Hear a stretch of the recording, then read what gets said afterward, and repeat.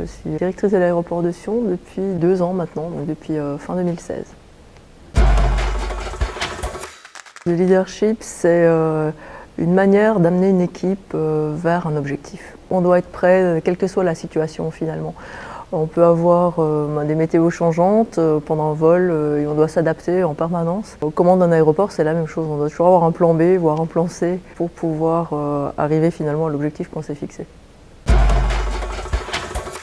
La spécificité suisse, je pense que c'est moins formaté. Justement, quand il faut pouvoir prévoir différentes variantes, le fait de ne pas avoir ces formats, de ne pas être cloisonné dans un moule, nous permet de pouvoir avancer plus facilement et d'être beaucoup plus agile. Ce que je pense qu'il faudrait absolument garder dans cette typicité suisse, c'est justement l'ouverture aux autres. Il y a déjà ce côté multiculturel entre le Suisse romand et les Suisses allemands. C'est une grande chance pour nous d'avoir déjà cette vision des choses complètement différente et de pouvoir échanger sur ces points-là à l'intérieur du pays, de ne pas être exclusif. La Suisse est plutôt inclusive dans le sens où on inclut dans les projets finalement toutes les forces qui gravitent autour et qui peuvent amener quelque chose au projet. C'est vraiment une caractéristique, une empreinte digitale de la Suisse géniale, quoi.